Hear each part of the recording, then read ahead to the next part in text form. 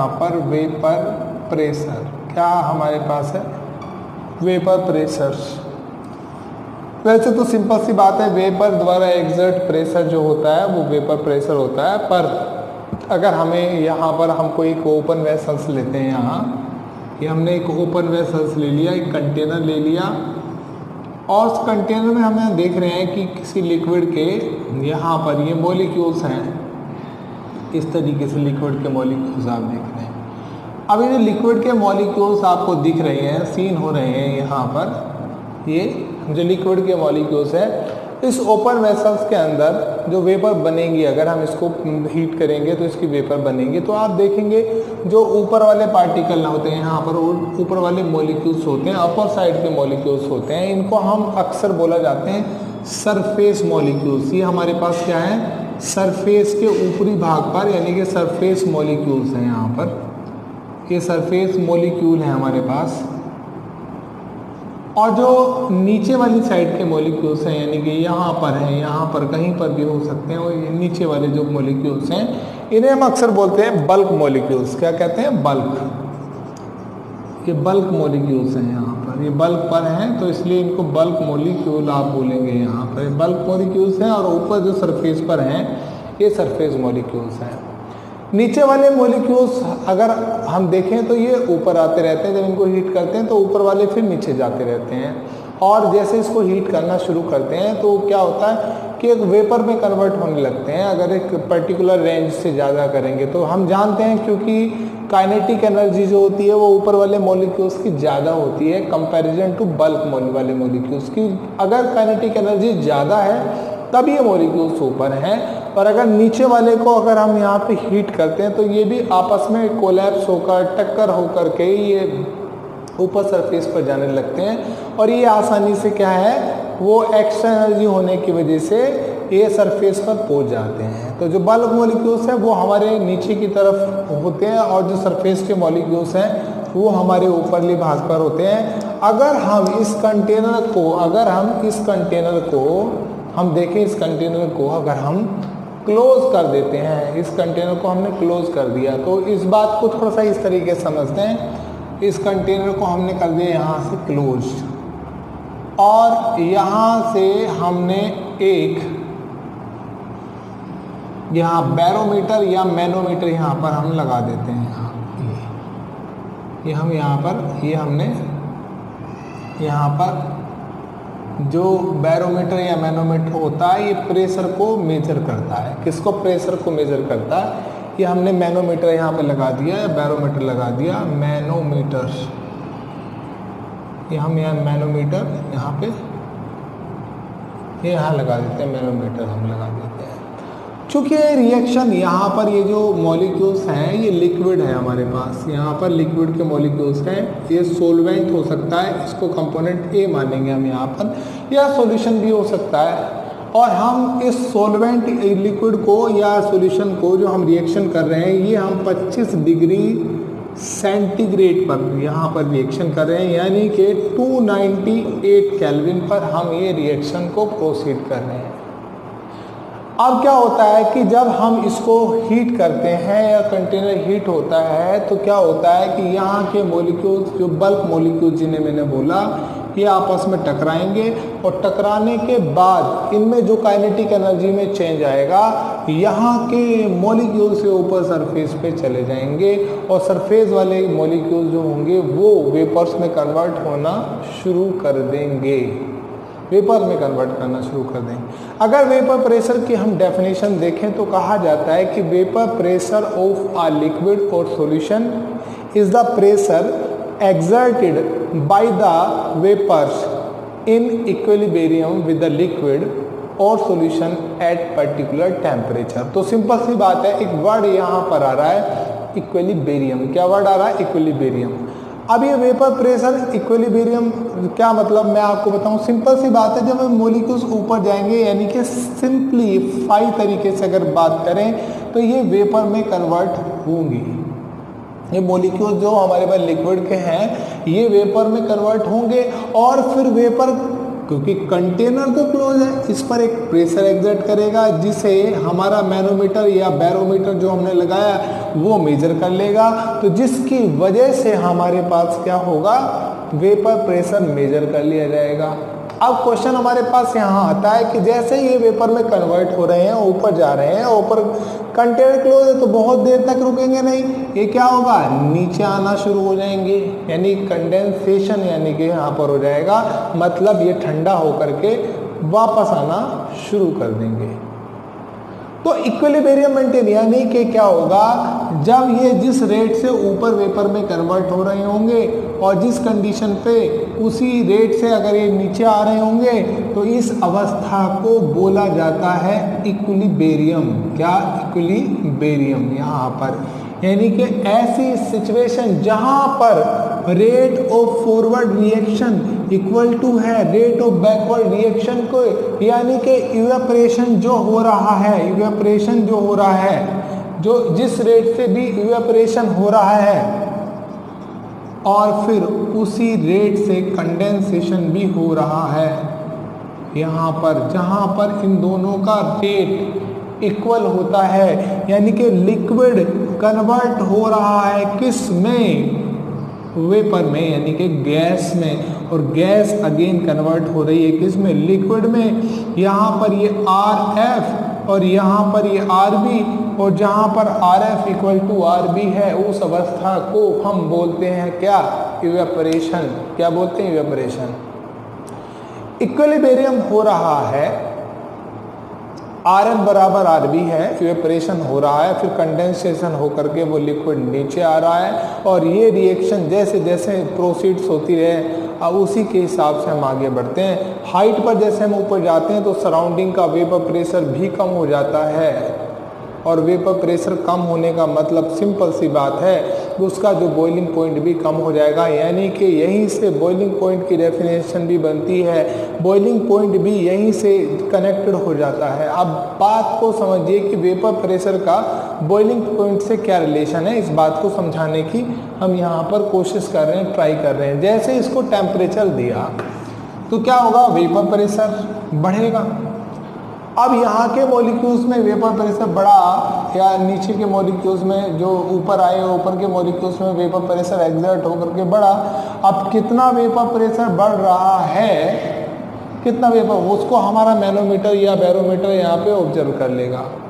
Suppose करिए surrounding का temperature जो आपका वेपर प्रेशर है वो है 760 mmHg, ये सराउंडिंग का वेपर प्रेशर है। और जो हम लिक्विड है हमारा और उसका vapour pressure at the time अपने पास है 150 mmHg।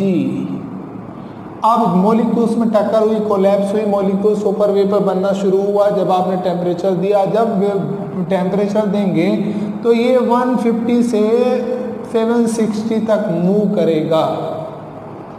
अब अगर आप बात कर रहे हैं 760 से मूव करेगा जब भी हीट इसको, अब आपने हीट बनाना शुरू किया है, यहाँ पर आपने 25 डिग्री सेंटीग्रेड नहीं किया, आपने हीट बढ़ाना शुरू कर दिया। यहाँ पर पहले आपने 20 डिग्री, आपने 30 डिग्री किया, उसके बाद में आपने क्या कर दिया, यहाँ पर 40 डिग्री किया राइज, फिर आपने 50 डिग्री राइज किया, फिर आपने देखा 60 डिग्री राइज किया। तो जैसे जैसे आप टेम्परेचर राइज कर रहे हो मॉलिक्यूल्स में टक्कर हो रही है और मॉलिक्यूल्स की काइनेटिक एनर्जी बन रही है और वो सरफेस पे आ रहे हैं, सरफेस वाले क्या हो गए, वेपर में कन्वर्ट हो रहे हैं। जिस टेम्परेचर पर किसी भी लिक्विड का वेपर प्रेशर सराउंडिंग के वेपर प्रेशर के बराबर हो जाएगा उस टेम्परेचर को उस लिक्विड का बॉइलिंग पॉइंट बोलेंगे।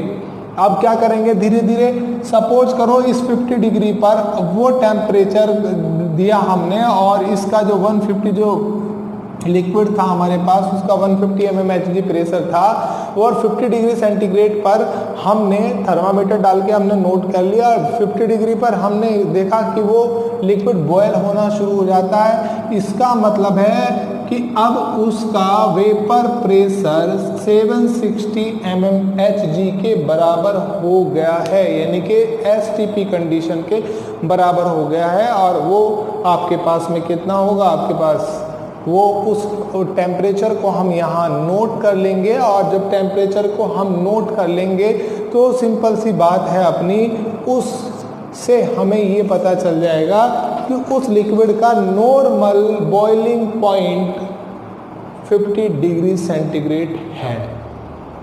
अब हम देखते हैं जैसे जैसे प्लेन एरिया से हम मूव करते हैं, हिल एरिया में मूव करते हैं, तो वहाँ पर ज़रूरी नहीं है वो लिक्विड इतने डिग्री पर ही वहाँ पर वो बॉयल होगा, क्योंकि अब सराउंडिंग का जो वेपर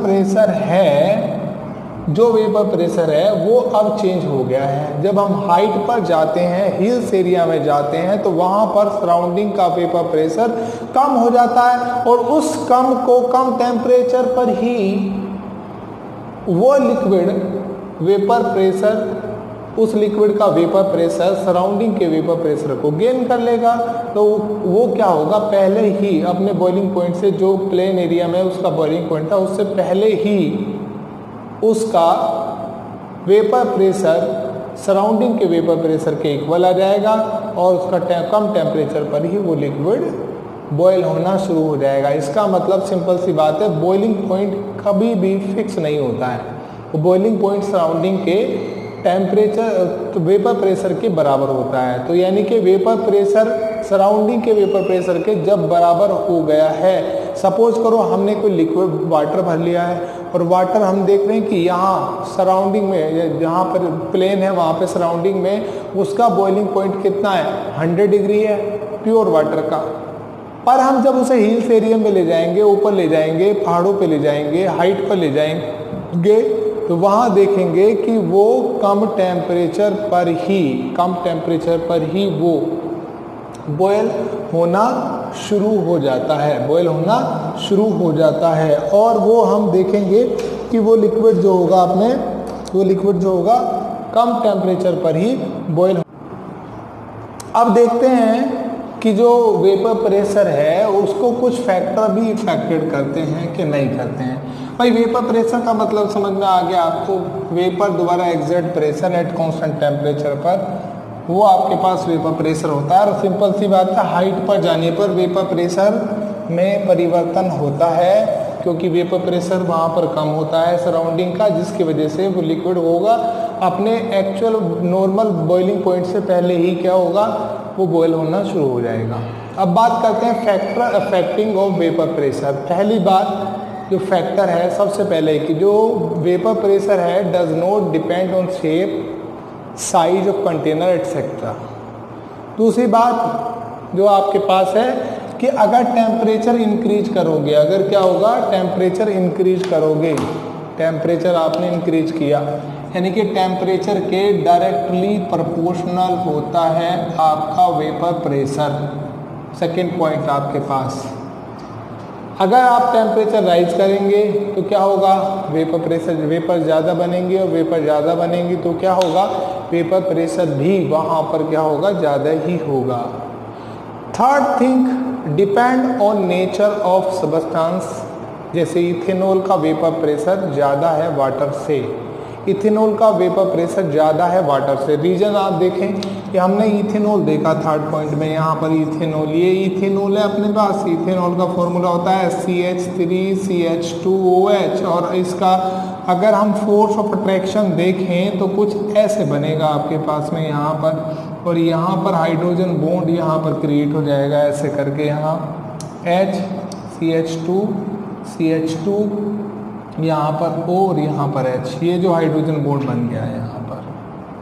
और जो वाटर मॉलिक्यूल्स हैं, वाटर मॉलिक्यूल्स में आप देखेंगे वाटर का एक मॉलिक्यूल्स है अपने पास, और इसमें जो है यहाँ पर एक और वाटर मॉलिक्यूल्स आपके पास जुड़ गए यहाँ पर इस तरीके से, यहाँ ये एक और वाटर मॉलिक्यूल्स ऐसे जुड़ गया, और आप देखेंगे इस तरीके से भी ऐसे करके एक वाटर मॉलिक्यूल्स यहाँ पर ऐसे जुड़ा हुआ है, और यहाँ देखेंगे तो आप यहाँ पर एक वाटर मॉलिक्यूल्स ऐसे जुड़ा हुआ है। यानी कि एक वाटर मॉलिक्यूल को अगर सेंटर बनाएं तो यहाँ पर 4 वाटर मॉलिक्यूल्स कनेक्टेड होते हैं, यानी कि 4 एक मॉलिक्यूल के अंदर अगर हम देखें तो 4 हाइड्रोजन बॉन्डिंग पाई जाएंगी यहाँ पर।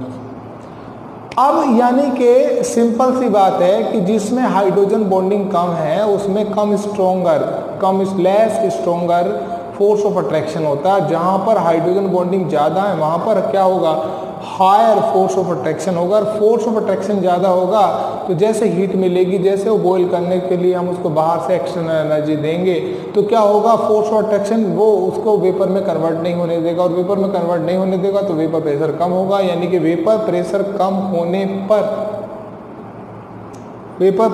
होने पर फोर्स ऑफ अट्रैक्शन ज़्यादा होगा। यानी कि सिंपल सी बात है कि जो वेपर प्रेशर है वो इनवर्सली प्रोपोर्शनल है फोर्स ऑफ अट्रैक्शन